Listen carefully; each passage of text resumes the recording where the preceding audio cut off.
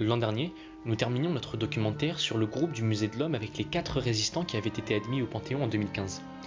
Il y avait donc Germaine Tillon, Geneviève de Gaulle-Antonius, Pierre Brossolette et Jean Zay. Mettre 4 résistants, et notamment 2 résistantes et 2 résistants ensemble qui rentrent au Panthéon, on parle au présent à travers le passé. On rend hommage à l'action de ces personnes à travers ce qui peut se passer dans le présent, dans la symbolique. On a besoin. Nous avons récemment appris qu'un professeur de notre lycée avait un lien familial avec lui.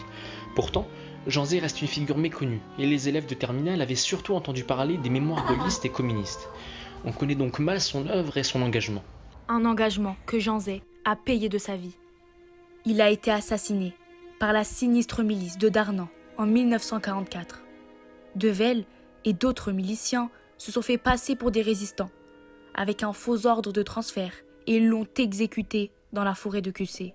Les 3 miliciens le font Hélène descendre Moucharzé. et lui font gravir un sentier qui va jusqu'à un endroit terriblement sinistre qui s'appelle le Puy du Diable. Là, Devel l'abat d'une rafale de mitraillettes, il dévêtit son corps, il lui retire son alliance, il le jette au fond du Puy du Diable. Beaucoup l'ont oublié. Je l'accorde, Personnellement, ces gens-là sont déjà dans les manuels d'histoire. Pas tellement. Les écrivains qui sont au Panthéon, on peut Non, les mais lire. Jean Zay n'est pas tant dans les manuels scolaires que ça. Et même dans notre lycée, peu de personnes connaissent ce ministre de l'Éducation, dont les mesures prises pendant le Front populaire ont encore une grande influence aujourd'hui. Non, pas de ça. Allez, pose la question. Est-ce que tu sais qui est Jean Zay? Jean Zay, évidemment. Non, je rigole, c'est pas. C'est qui non? Nous avons découvert que Jean Zay avait été un grand ministre de l'Éducation nationale et des Beaux-Arts. On lui doit entre autres les bibliobus, le palais de Chaillot, le musée de l'Homme, l'enseignement interdisciplinaire, le palais de la découverte, le CNRS et le festival de Cannes. Et en 1940, il était parmi les premiers à comprendre, à refuser, à résister.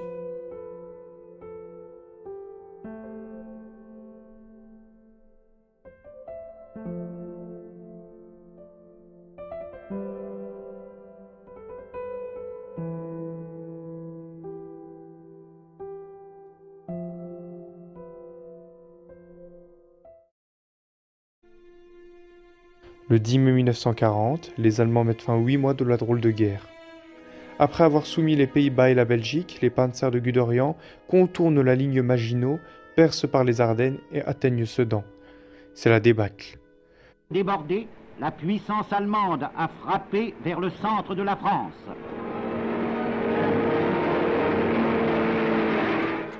Voilà ce que c'est que la guerre. Une course contre la montre est engagée au sein du gouvernement. 2 camps s'affrontent face aux questions cruciales qui sont posées depuis plusieurs jours. Faut-il demander l'armistice? Faut-il poursuivre la lutte? Comment continuer le combat? Mandel et De Gaulle ne renoncent pas et comptent s'appuyer sur les Anglais menés par Churchill. Ils s'opposent à Pétain, Weygand et Baudouin qui veulent négocier avec Hitler.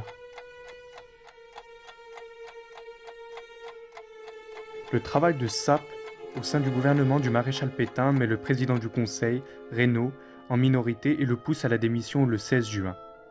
Le maréchal Pétain est alors nommé président du Conseil. Il a 2 objectifs, arrêter les combats et abattre la République. Les Français sont estimés par les déroutes. Pour Jean-Pierre Azéma, ils sont pour la plupart soulagés d'entendre ce maréchal de 84 ans, très populaire depuis 1917, leur annoncer à la radio qu'il avait demandé l'armistice. Alors que De Gaulle lance de Londres son appel du 18 juin, Jean Zay, avec d'autres figures de la Troisième République comme Pierre Mendès France et Georges Mandel, refuse la défaite et veut poursuivre le combat. Le 19 juin, Jean Zay apprend que le Parlement va être convoqué à Bordeaux. Il pense que son devoir est de s'y rendre et il obtient l'accord de son supérieur hiérarchique. Là, le ministre de l'Intérieur, Charles Pomaret, lui annonce que le gouvernement et les parlementaires partent pour l'Afrique du Nord.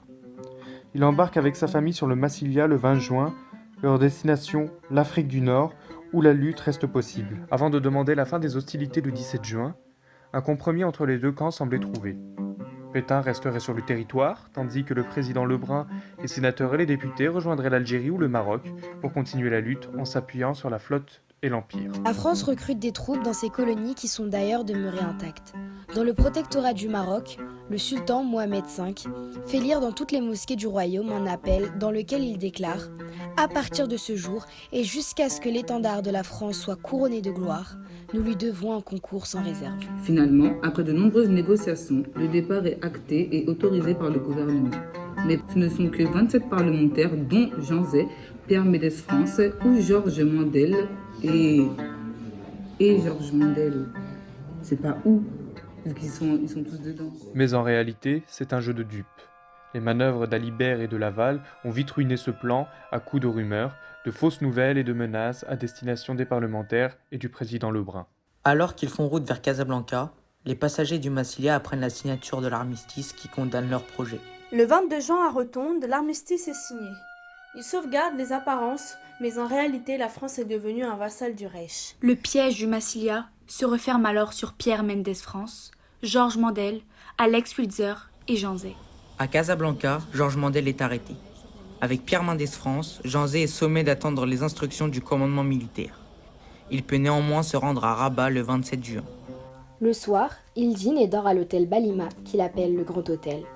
Il y reste avec sa famille, Madeleine enceinte, Catherine, Léon son père, ainsi que Pierre Mendès France, sa femme Lily et ses deux fils Bernard et Michel, comme on peut le comprendre à la page 671 et aux suivantes du livre Écrit de prison, où on retrouve ses lettres et ses carnets qui étaient cryptés.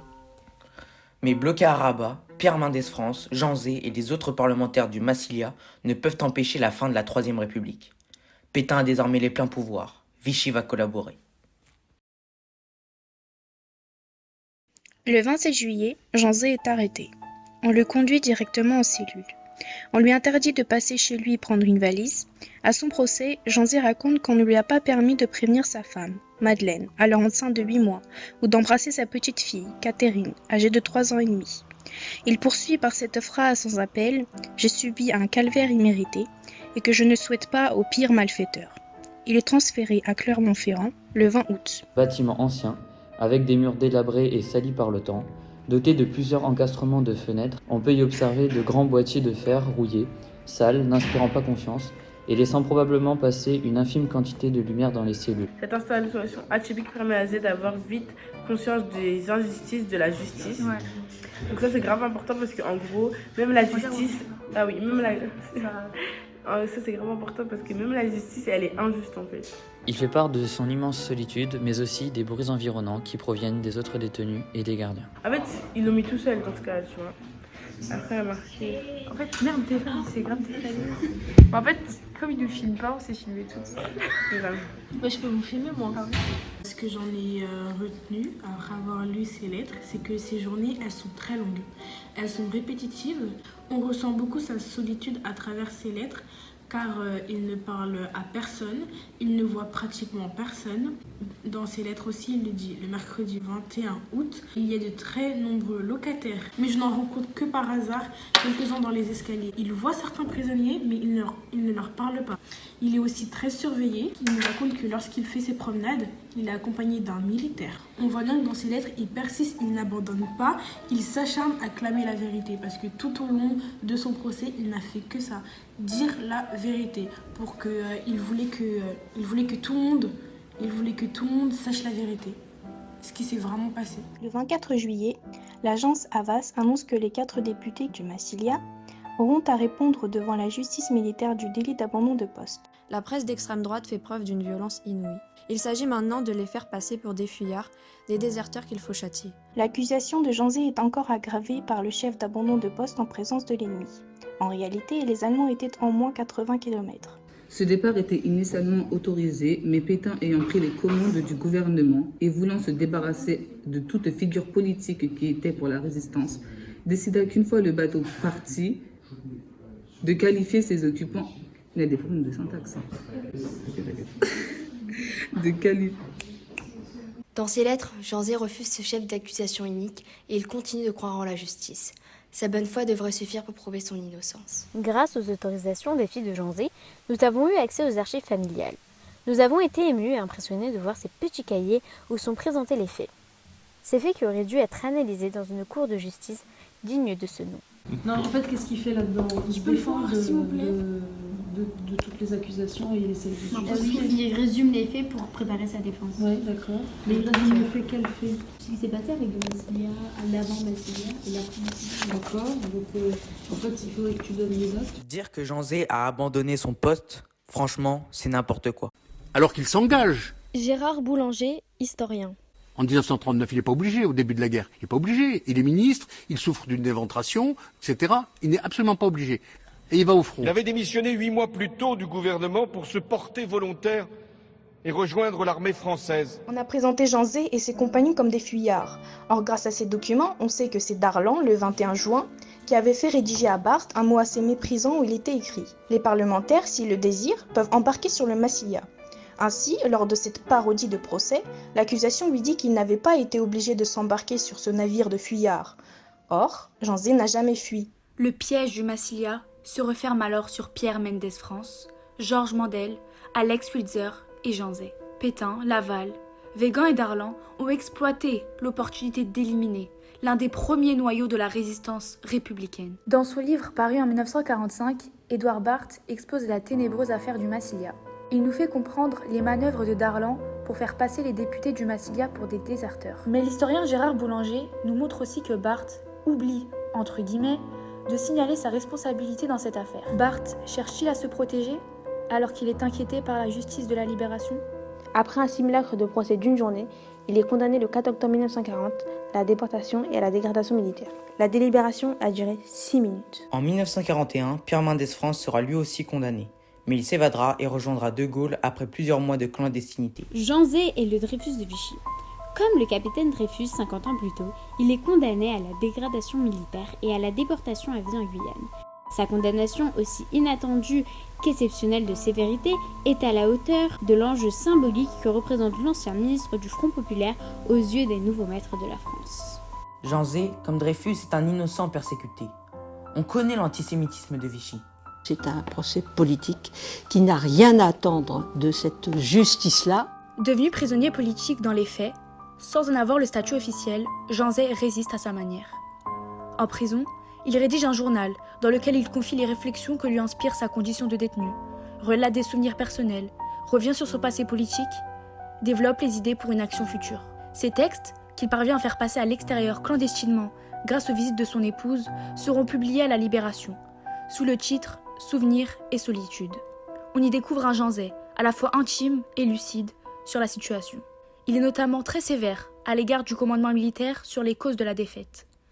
Des observations que n'aurait pas renié Marc Bloch, qui subira le même sort que lui, à seulement quelques jours d'intervalle. Jean Zay est interné au fort de Saint-Nicolas le 4 décembre 1940. Il apprend qu'il va être déporté en Guyane, comme Dreyfus, mais pas sur l'île du Diable. Lui, ce sera sur l'île Royale. En attendant, la détention est pénible. Il est placé dans le quartier des condamnés à mort, au secret, à l'isolement total. Sa cellule est sombre et froide. Elle est balayée par le Mistral. Jean Zay, qui a déjà une santé fragile, tombe malade. Là, c'est une détention horrible, en fait. Hélène Moucharzé. Dans des conditions matérielles terribles, il est dans un véritable cachot. C'est en plein mois de décembre, avec le Mistral glacial, il n'y a pas de chauffage, il n'y a pas de lumière, il y a juste des petites fenêtres en haut. Il a dit que la cellule ressemble très exactement au logement des fauves, aux zoos qui sont à Vincennes. En gros, même Vincennes c'est mieux. Ouais, ils le prennent pour un animal. Ouais, voilà. Il ne respecte pas, ses droits. Dans sa lettre à Madeleine, datée du 6 octobre 1940, il écrit « Les juges m'ont infligé une peine qu'on épargne à des assassins, à des traîtres et qui n'ont même pas été demandés pour ceux qu'on accuse d'être responsables de notre désastre militaire. Du même coup, tout est devenu clair. Comment ne serais-je pas plein de sérénité? Mon innocence s'accroît de la fierté de souffrir pour ce que je suis, pour ce que je représente, pour ce que j'ai été, pour ce que je puis être encore. » Pourquoi un tel acharnement? Jean Zay symbolise tout ce que Vichy et l'extrême droite détestent. Il est franc-maçon, il a des origines juives, il a été ministre du Front populaire. L'extrême droite de l'époque est quand même très puissante, pas seulement l'Action française, mais aussi Je suis partout, etc. Et sans pitié pour lui. Et très vite, dès les années 30, il a compris l'ampleur du danger fasciste. Antoine Pro en fait d'ailleurs un résistant avant l'heure. Avec la crise du 6 février 1934, on avait craint un coup d'État fasciste. et Jean Zay prend sans tarder la direction du sursaut républicain dans le Loiret. Déjà, le quotidien d'extrême droite, le journal du Loiret, l'attaque. Voilà ce qu'on pouvait y lire. Monsieur Jean Zay, cet adolescent bouffi d'orgueil qui doit à la stupidité du suffrage universel d'être député. Ou alors, la révolte héroïque de la France menaçant de casser le joujou du bébé juif, ce dernier rageur et impudique se dresse au secours de sa République. Loin de renoncer, il organise en mars 1934 3 meetings de soutien à la République. Oui, Jean Zay avait compris, avant beaucoup d'autres, le danger fasciste. En juin 1935, il s'oppose à l'investiture de Pierre Laval. Cette prise de position lui vaut de très courageuses lettres anonymes envoyées à son domicile du 46 rue de Verneuil. En 1936, il soutient les républicains qui combattent les franquistes pendant la guerre d'Espagne. Le contraste est saisissant quand on pense à Pétain, un conciliant ambassadeur auprès de Franco à Madrid. Devenu ministre du Front populaire en 1936, il met en place de nombreuses mesures éducatives pour contrer les régimes totalitaires. Bon, nos camarades devront revoir leur cours sur le Front populaire. Ah, on l'a fait l'année dernière. Du quoi? Non. C'est vrai? Non. Ah si. C'est pas le gouvernement et tout. Là, c'est mieux. Le Front populaire est un parti de France qui a été créé en 1936 par Léon Blum. Avec Léo Lagrange, il met au premier plan l'éducation physique pour renforcer les petits Français. Jean Zay est révolté contre les accords de Munich du 30 septembre 1938, où la France et la Grande-Bretagne abandonnent leur allié, la République tchécoslovaque, à la voracité allemande. Il pense que, contrairement à ce qu'affirme la une de ce journal de droite, la paix n'est pas sauvée, bien au contraire. Je ne sais pas si tout le monde sentait la menace. Hélène Moucharzé. Lui, il la sentait, et un certain nombre d'hommes politiques aussi. Simplement, il y avait ce pacifisme très fort dans une bonne partie de la population française qui faisait que tout plutôt que la guerre, quoi. Et donc, il y a eu une série de capitulations successives. En 1938, les nazis font irruption dans le Festival de Venise et exigent que le Grand Prix soit donné au dieu du stade, le documentaire de Leni Riefenstahl, la cinéaste proche des nazis. Dans son journal, Goebbels écrit « Notre cinéma s'est imposé de manière grandiose ». Jean Zay, qui était un cinéphile, soutient alors la création d'un festival des nations libres, qui devait être organisé à Cannes. Le Magicien d'Oz devait y être projeté, mais la guerre a empêché l'ouverture du festival.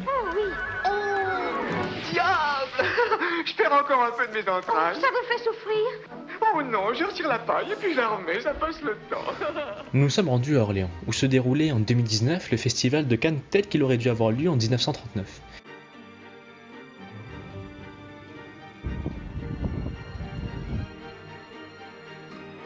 Nous avons eu la chance d'y rencontrer Madame Moucharzé.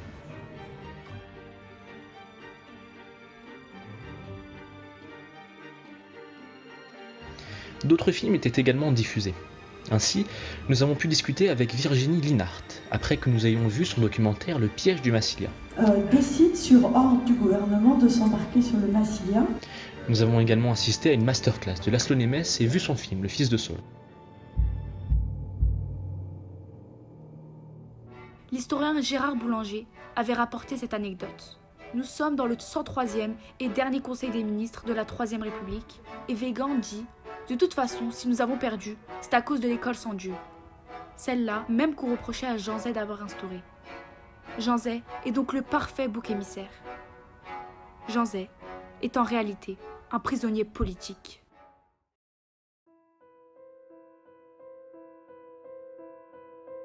Madame Moucharzé nous a accompagnés au Panthéon, et ce fut un moment instructif grâce aux précisions qu'elle et le guide ont apportées.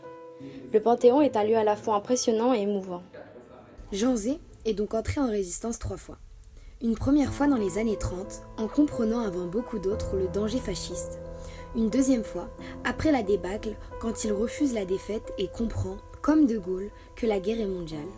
Et une troisième fois, en prison, en refusant de céder à l'injustice.